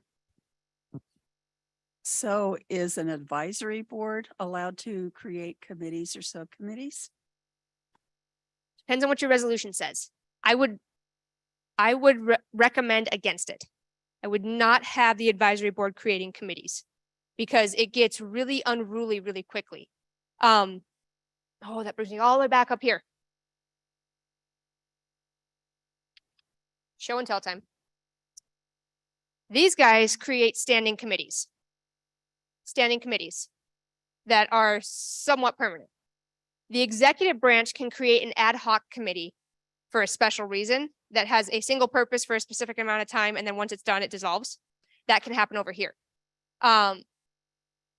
These guys create committees by resolution, and that defines who you are, how you're made up, all of the things, right? If you're going to be creating more committees, that following that track would be by another resolution, and the advisory board doesn't have the authority to create a resolution other than to recommend, right? So I would stay away from that. Now, it doesn't mean that you can't have people looking into things, right? Like if you have a 3-person committee or a 3-person advisory board, let's say you have a 5-person advisory board, you could have 2 of them look into some stuff in between meetings and two other 2 look into some things, but you're not creating quorum at any time. As soon as you create quorum of that committee, you have to notice it. And if there is a true need for a subcommittee, I would go back and talk to the body that created you. Good. I know most of the time the answers I give you are not the answers you want. Is government efficient? No. It's not designed to be efficient. We hear people say, if you run it like a business, it'll work better. If you run it like a business, you're going to go to jail. Have you ever been to Powell County? Because Deer Lodge is nice, but it's not that nice. Government is not meant to be efficient. We look at those constitutional rights, and our job is to protect those rights of every single individual in the public, right? In this case, the state. We had an advisory board, tree board, that was looking at some trees. It was in eastern Montana, looking at some trees around town, and there was one tree that was hanging over the sidewalk, and it was starting to kind of degrade the integrity of the tree. He said, hey, this tree's got to go. And so the advisory board made that recommendation. It went up to the city council. City council took it to the mayor, said, hey, can you direct them to remove this tree? Mayor said, hey, public works director, can you have this tree removed? Public works director then had one of their public works people go out and look at the tree. The guy's like, no, that's not on the boulevard. That's in her yard. We can't touch it. So back to the public works director, back to the mayor, back to the council, back to the advisory board committee. Advisory board committee's like, well, that doesn't work. This tree's a problem. One of the advisory board committees members got frustrated with this. And on a Saturday afternoon, he just took his little sawzall and went out and right at the property line for the city. Tree's still there. City's not liable anymore because there's nothing hanging over. We're good.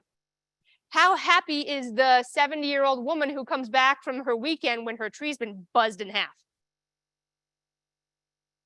That was another example of the advisory board member acting outside of his course and scope. He had no authority to take that action. So he got to pay for the new tree to replace the 80-year-old poplar tree in eastern Montana. Do you know how hard trees are to come by in eastern Montana? Okay. All right, the last bit I want to touch on this page real quick is the minutes. Appropriate minutes, 23212, must be kept of all meetings, all open meetings, right? So anybody who is under that 23203, commission, council, a board, a committee, anybody has to follow open meeting laws, all the things, wherever they went, and has to keep minutes. Those minutes must include the date, time, and place of the meeting, a list of all individual members of the public body who were in attendance. So you have to have a name of the people on the body. You do not have to have a name of the people in the room, the members of the public. And that's where I say it's not in statute. The substance of all matters proposed, discussed, or decided. So it's not action item only, it's not topic vote, and it's not verbatim. Something in the middle. It's the substance of the discussion should mean that if somebody were to pick up that set of minutes from 5 years from now and nobody that was on that board is still there, they could figure out what the conversation was about. Minutes are hard. They are an art. And whoever does yours, you should probably buy them an adult beverage and say thank you. Because they're a challenge and they're a big deal. But that's all the guidance we get for what they should include. Now in the back, you'll see subsection 4 highlighted. It just says if you have to close a meeting, separate minutes are kept for that. And there's a whole process about how you approve them. But we're not going to get into that. I'm not going to touch on recording because that is going to be a whole different thing. Okay. Just for now, know that your minutes are your official record. And they need to be approved at the next meeting. Once they're approved, they need to be posted within 30 days for the public to review. So that's after approval. Now I would caution, if a member of the public comes to you and you're working on something, and especially if they don't like it, they're going to come asking for your draft minutes before the next meeting so they can prep, right? Give them the draft minutes. Put draft on the watermark, whatever you need to, but give them the minutes, because if you don't, you're depriving them of a public document, which is again a constitutional right. Okay. All right. Let's jump back here real quick to ethics. So on page L10, a holding of a public office, 23103, or employment is a public trust created by the confidence that the electorate reposes in the integrity of the public officers, legislators, and employees. A public officer shall carry out the individual's duty for the benefit of the people of the state. So by virtue of being in your role, the public has placed you in a position of trust. Your job is to maintain that trust, to do your duties, right? Any public officer whose conduct departs from the person's public duty is liable to the people of the state and is subject to the penalties provided in this part for the abuse of the public's trust. So if you break the public's trust, you are personally liable, and that includes up to fines and jail time.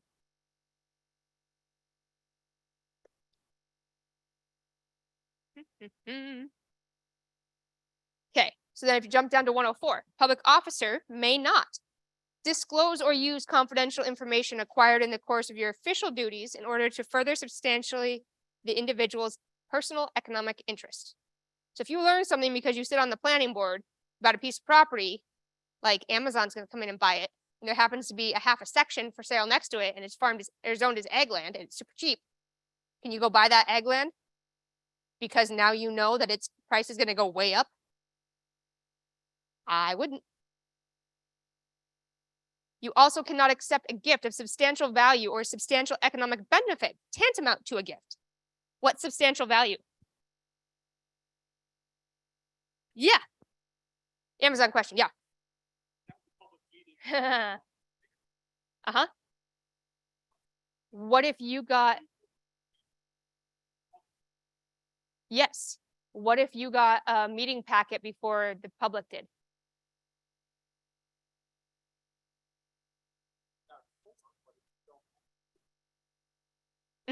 Then it's open. If you start that meeting and get to that discussion topic and 2 minutes later you text your wife and say, buy it, not a good look, right? But you're right. Once it's out there in the open, then you're not restricted anymore. Yeah. Okay, substantial value. $50. Where'd you come up with that? Do you just like that number? It's a thing. They actually did define this one. So flip back to the page before L9. You see it defined there. A gift of substantial value means a gift with a value of $50 or more for an individual.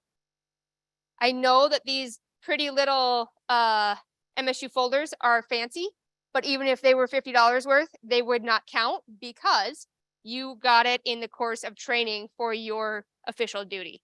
So food, also, it could be close, but it wasn't, if it was $50 worth, it's still during your public service. So that doesn't count.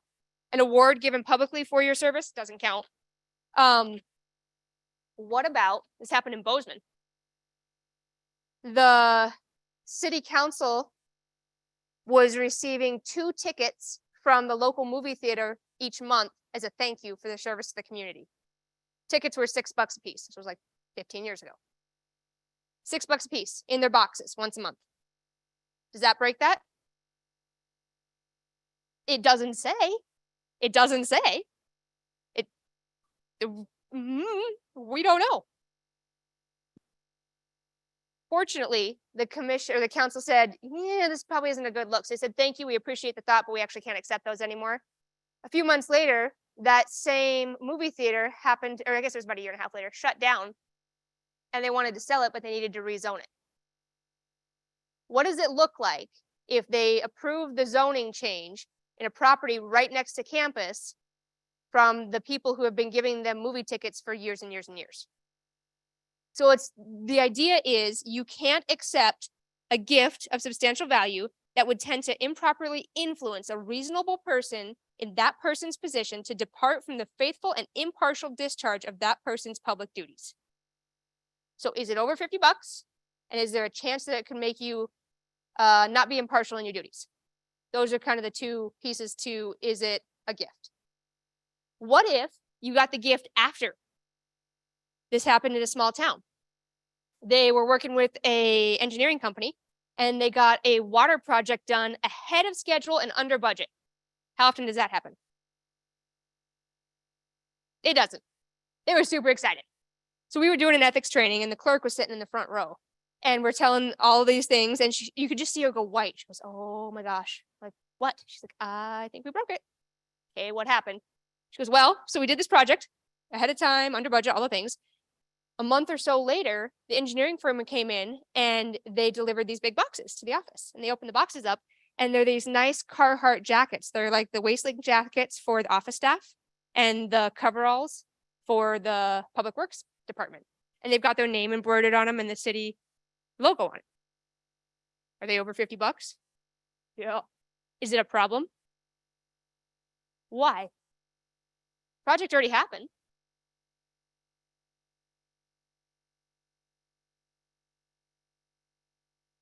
Oh, so it affects their future. So here's the kicker to this whole story. City's name here, their name, person's name, and on the back it says ABC Engineering. So when they go to do their sewer project next year, and the XYZ Engineering wants to put together their bid, which costs thousands of dollars to put together, and they walk into the office to drop it off, and they see all the office people have ABC Engineering all over them, what's the perception that they have a fair shot? It's not, right? So think about that. Now you can go too far the other way. Bozeman did that. They had some issues go down. So they have a code of ethics locally, and they said, you can't accept any gifts. None. We're not going to put anybody at risk. Do you remember in 2009 when the R-Bar blew up? It was a big deal. Bozeman was rocked. And their emergency services did an amazing job. We lost 1 life that day. There was no reason on Main Street in downtown Bozeman at 8 o'clock in the morning, there should have only been 1 person in that blast zone, but there was. Anyway, so for the next years and years and years, well, months and months and months after that, those emergency responders could not go out to dinner in Bozeman and buy their meal, right? Everybody wanted to buy a meal for them. They couldn't accept it because the city code of ethics said you cannot accept a gift of any amount. So now you put these emergency responders, this face of the public and the people that everybody's so excited about and has so much support for, in a really difficult position. They had a 6-year-old boy come in with a tray of cupcakes to the fire hall Say, Mr. Firefighter, thank you so much for what you did. Who's gonna take this cupcakes from the little boy and then throw them in the trash or say, no, we can't accept them? So what they did in the vestibule, they put a table out and they put a note on it that said, for the public. And then the firefighters ate them all. But they didn't accept them, right? So there's pros and cons to all of the things. But just think about, are you being improperly influenced, or is there a perception that you're being improperly influenced? And then the whole thing about the conflict of interest. There is a financial definition, a legal definition of what conflict of interest is. If you run into that, please, please, please talk to your attorney. Is there anything else we need to talk about in there? If you do run into an issue where there's a question of ethics, it will be investigated by the county attorney, even if you're with the city. All those complaints go to the county attorney's office. Lastly, let's talk real quick about nepotism. What is nepotism? Hiring your family. It's bestowal of a position by patronage instead of by merit, I think is what it says. Let's find it. Page L17. Nepotism is the bestowal of political patronage by reason of relationship rather than merit. Oh, I was close. There's two kinds of nepotism to pay attention to. There's consanguinity, just love that word, consanguinity to the 4th degree and affinity to the 2nd degree. Consanguinity just means by blood. Are you related by blood? Affinity means related by marriage. So you can't hire your blood relation to the 4th degree, and you can't hire your relation through marriage to the 2nd degree. So for me, my husband would be a 1st degree. His sister is the 2nd degree.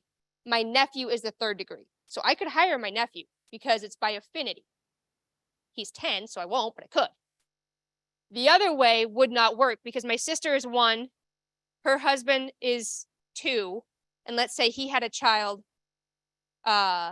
before from the previous marriage. She's my relation, right? So that would be a 3rd degree by my affinity. So you just need to be careful about how you get there. So again, if you run into that, there shouldn't be a whole lot that you are hiring people for unless you're in the decision-making role as the governing body. And even then, the legislative branch should not be hiring people, except you. Not you? Yeah. Danae is also a special snowflake. She is a clerk of the commission. Most city clerks, almost every other city clerk in the state is a city clerk that is under an executive branch, the mayor or the city manager, whoever it may be. All right, I think that's all the stuff on the left side that we're gonna have time for tonight. The other thing that I want to talk about real quick is that question about how do we bring things forward to the commission? Whatever policy you come up with, I think it's important. How many boards do you have? 31? Dang. It's important to coordinate, and here's why. Because the commissioners probably are not going to be comfortable looking at proposals of 5 to 10 projects from 31 boards at the same time. So you need to plan that out around the budget season and around what makes sense for you locally, but there should be a coordination to that. All these policies that Danae's talking about that they are working on, they're not meant to restrict you. They're meant to make it consistent so everybody knows what success looks like. Right? So it's not meant to be a punishment. It's here's the guidelines and the guardrails so you know what you're supposed to do so you don't get off track on accident. So think of them as support instead of restriction. Okay. I think, is that all the things? There's a whole other side of the packet that I didn't touch on. In there, if you don't have bylaws, there are a set of rules of procedure, a template for a water sewer district, but you could adopt it to pretty much any board. So if you don't have one, consider that. There's also principles of good governance that we really appreciate at the center. Those are the ones that we kind of follow in the philosophy that we have. Legitimacy and voice includes participation and consensus orientation, direction in a strategic vision, because if you don't have a strategic vision, every decision you make is arbitrary. It's based on how you feel that day. Local government should be done by policy, not by personality. It should not matter who sits in the seat. The policy should be applied equally all the time. Performance, meaning responsiveness, effectiveness, and efficiency, accountability and transparency, and then equity, rule of law that creates fairness for us. Yeah, sir. Betsy's got you. No, that's Alex. Thank you. So you've talked a lot about the role of boards Uh-huh. and essentially the guidelines under which they need to operate, or Yep. which is law. In practical terms, if a board operates outside of that, Mhm. how is it typically addressed?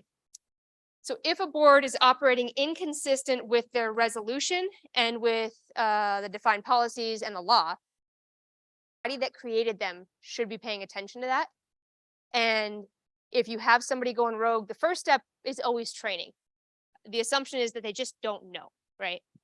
And if training doesn't do it, then you need to start looking at corrective action. You're not there to punish anybody, right? You don't want to do things just to punish people, but either you're correcting the action back to within the guidelines or you're not. And if you're not, then those people are personally liable and you've got to protect them from that. You've also got to protect the city from anything that could potentially cause issues for the organization. So training, corrective action. Those advisory boards are created by the governing body by resolution. You serve at the pleasure of that legislative body. If you go sideways too much, they can just write a new resolution that says that resolution, null and void. That body doesn't exist anymore. So it's in your best interest if you want to make a difference in your community. And because you're here at 7 o'clock on a Thursday night, I'm assuming you do. It's in your best interest to follow those guidelines, to work within the rules. Don't push a commission to a point where they have to revoke a resolution that establishes you, because that's just, nobody wins there, right? The people lose the ability to interact and have a voice. The commission loses that information because even if you're only advisory, you are incredibly important in the work that happens because you're the ones that ID the issues and elevate them with the information, the discussion, and the potential opportunities to resolve it to the commission. Without that process, those things may never actually get fixed. So even though it says advisory only and your only job is to advise, it's incredibly, incredibly important. Is that helpful? Okay. Any other questions? Woohoo! Ooh, he's gonna yell.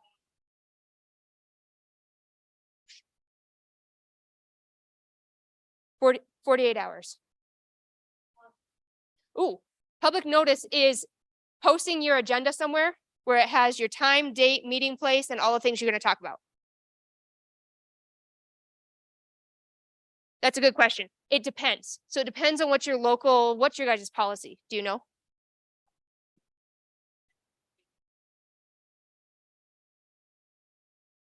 Okay. So it says in the statute that if you have a paper of general circulation that runs at least once a week, you have to post in the paper. And if you don't, then you post in 3 spots. It's defined by resolution. You all, because you work under the jurisdiction of the city, they do that on your behalf. True? Yeah. So you shouldn't have to worry about it. The county, I think, is the same, but I don't know. Anybody have any idea? Do you? Okay. The county takes care of it. Yeah. In you guys are what we call a metro county, metro by Montana standards. You tend to there's a town, an incorporated town that has 19 people. So you're metro. You all have the resources to have somebody like a Danae's office to do those things. The smaller communities don't. And that's when we start to see, well, we only posted at the post office. Probably should have it in at least 3 places if you're not doing the newspaper thing, but you shouldn't have to worry about that. That's a good question though. What else do we have? Yeah. Is there a standard requirement on legal notice in terms of legal ads and how much in advance? I know in some statutes like zoning, it says 15 days in advance, but what about when there's amendments to other things or public hearings for other reasons? Is there like a standard time? So public hearings are a different deal. And yes, there is. You have to notice them twice, at least 12 days apart before the meeting. So that would be 48 hours before the meeting, the last notice, and then 12 days before that, the first notice. But that should only be, you should know when you have a requirement for a hearing. That would include things like the budget, zoning, water rates, sewer rates, anything that has to do with kind of changing fees in that way or land use. That usually requires a hearing. Most everything else that's policy related is legislative, and that's a meeting, which only has the 48-hour notice. That's good clarification. Do you have any boards that would have to do hearings? You have the zoning board, right? Do you have a tax appeal board? That's a county thing. They might. If you are on an administrative board or a planning board or a tax appeal board, come talk to me. We'll talk about quasi judicial, and you have a higher standard for not talking to the public outside of your meeting. Well, we won't get into that now. The last thing, how to stay on track. In the back of this right side, we gave you some parliamentary procedure things, some resources to look at. I would say one of the easiest ways to stay on track is to set the expectation at the beginning of the meeting that we will only talk about the topic on the agenda, because we're really good at sidebars and squirrel holes, right? So stay on the agenda and then call a point of order. If you're getting off track, hey, I want to call a point of order, look at the orders of the day, which means look at the agenda. We'll get back on track. If you want more information about parliamentary procedure and running a public meeting in Montana, because I read that dang book twice and I didn't want to forget it all, which I did most of it, before I forgot it, I created an online course, and it's free and open to the public. It takes, I think, about 2 hours to go through it if you do all of the modules. It's got videos, it's got a little quizzes in there, it's got some cheat sheets that you can print out and take to your meetings. And if you finish it all, it prints you, or it creates a certificate for you to prove that you did it. So if you want that, I will include that with info. Oh, you're gonna post it. Great. Okay. So those of you that are interested, we've all taken it. It's a great little course. Ashley did a nice job. Those online courses can sometimes put you to sleep, but it will be posted on our website. We'll make sure that that link is available for all of you. Awesome. Appreciate It, we'll also have it on the county one, Okay. the county website, once we launch the new site. Okay. Okay. So- Cool. Okay. Did we get them all? Yeah. Oh, he's like, oh, you're gonna be that person when there's 2 minutes left in class and everybody's ready to go, and you're like, oh. Want to encourage the sidebar, just You want to encourage it? Why would you want to do that? more information, just. If you're gonna have the discussion because you need more information, I would do it in the public realm. So have the discussion with everybody. Is it about a topic on the agenda?